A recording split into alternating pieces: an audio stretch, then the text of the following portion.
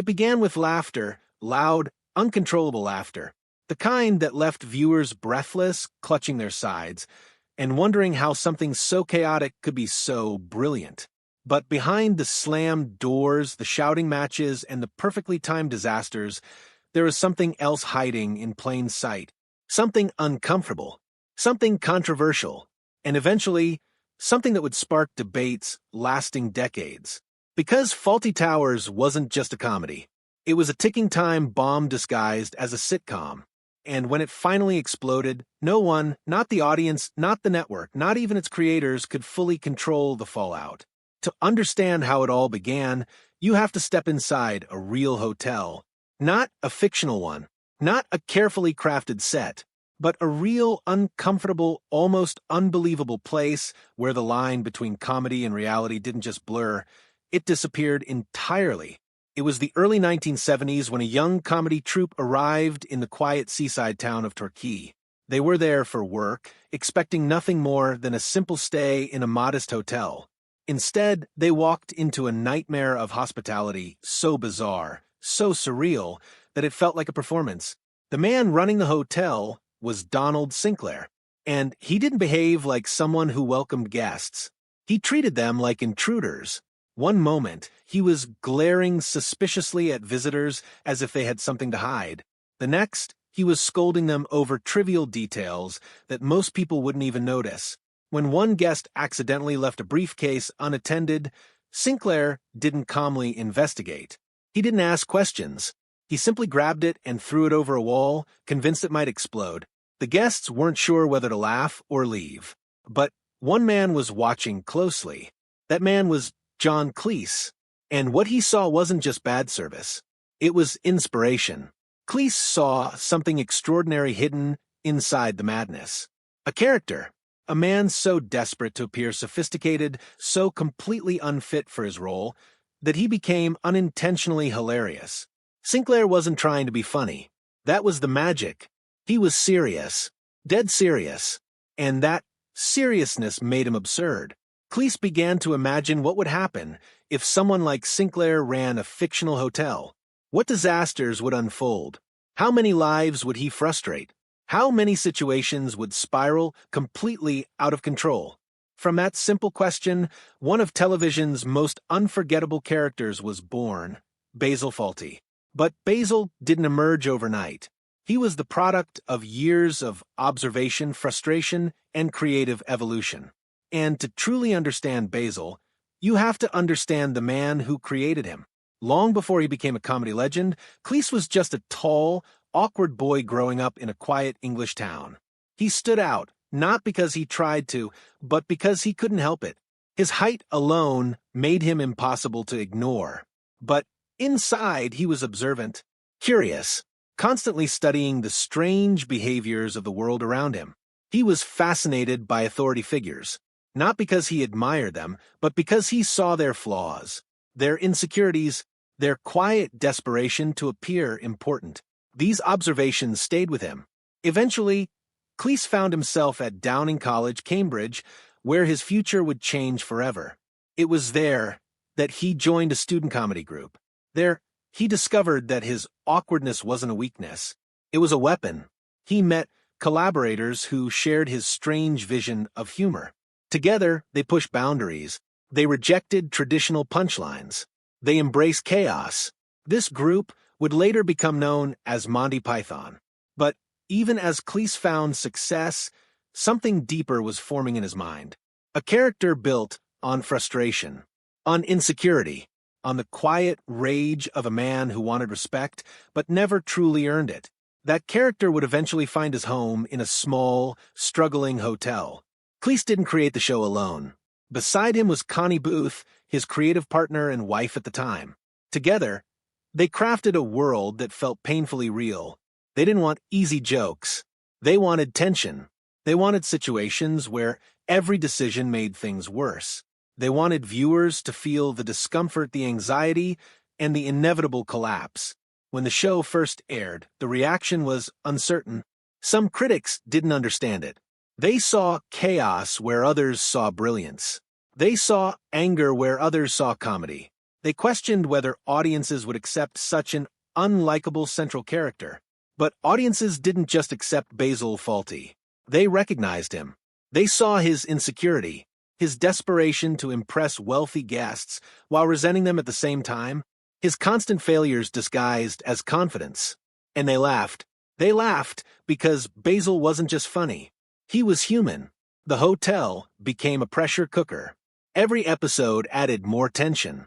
Every mistake pushed Basil closer to collapse. And watching him unravel became irresistible. Standing beside him was his sharp, unflinching wife, played by Prunella Scales. She saw through Basil completely. Where he was emotional, she was calm. Where he was chaotic, she was controlled. And then there was Manuel, the endlessly confused waiter portrayed by Andrew Sachs. His misunderstandings didn't just complicate situations, they detonated them.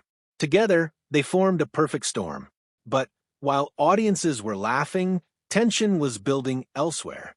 Because one episode would change everything. It was titled The Germans. At first glance, it seemed like another farcical disaster. Basil, recovering from a concussion, struggled to manage his hotel while welcoming German guests. Determined not to offend them, he gave himself one simple instruction: do not mention the war. But Basil was Basil. The harder he tried to avoid the subject, the more he stumbled directly into it. His words became more erratic, his behavior more desperate, until finally, in a moment that would become legendary, he marched across the room in a grotesque imitation of Adolf Hitler. Some viewers laughed. Others were horrified. Letters poured in.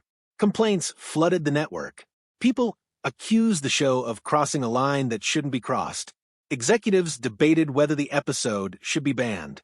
For the first time, the future of the show felt uncertain. Cleese defended the episode fiercely. He argued that the joke was never aimed at the German guests. The joke was Basil himself, his ignorance, his arrogance, his complete lack of self-awareness. Basil wasn't the hero. He was the warning. And yet, the controversy refused to fade. Years later, the episode would face new scrutiny.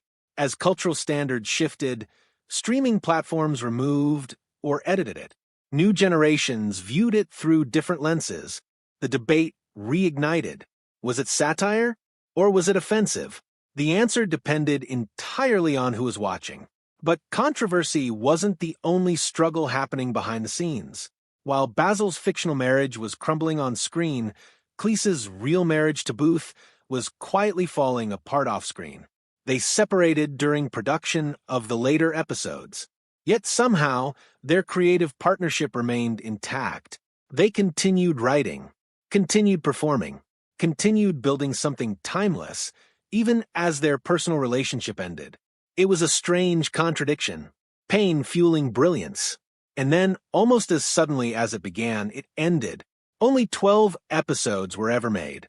12 episodes. That was all it took.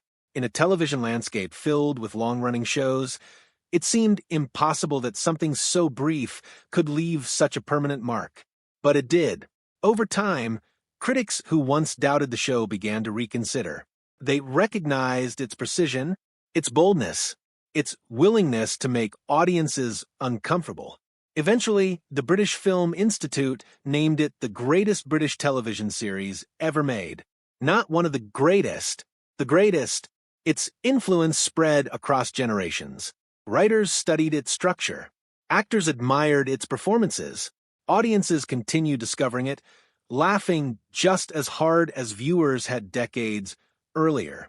But time didn't stand still for the people who created it. Cleese continued working, expanding his career into films, voice acting, and new creative ventures. Yet Basil Fawlty never truly left him. The character remained part of his identity. Booth chose a different path, stepping away from entertainment entirely. Scales faced personal health challenges, but remained beloved. Sachs continued acting until his later years, carrying Manuel's legacy with him. And the show itself lived on. Not frozen in time, but alive, debated, analyzed, celebrated. Because beneath the laughter, beneath the chaos, beneath the controversy, there is something deeper. Truth. Truth about insecurity. Truth about pride. Truth about the fragile illusion of control. Basil Fawlty believed he was running a respectable hotel. In reality, he was barely holding himself together. And maybe that's why audiences never stop watching. Because in Basil's failures, they saw something familiar. They saw the fear of embarrassment, the desire to be respected, the struggle to maintain dignity while everything falls apart. And in that struggle, they found comedy. Not safe comedy, not comfortable comedy, but honest comedy. Comedy that risked defending. Comedy that refused to play it safe. Comedy that survived long after the final episode aired. Today, decades later, the doors of that fictional hotel remain open. New viewers continue to walk inside. They hear the shouting. They witness the disasters. They meet the man who tried so hard to be impressive and failed so spectacularly. And they laugh. Because some stories never truly end. They simply wait for the next person to discover them. And somewhere in the echo of slammed doors and frustrated sighs, Basil Fawlty is still standing behind that reception desk, still pretending he's in control, still proving that the most unforgettable legends are often born from the most unexpected disasters.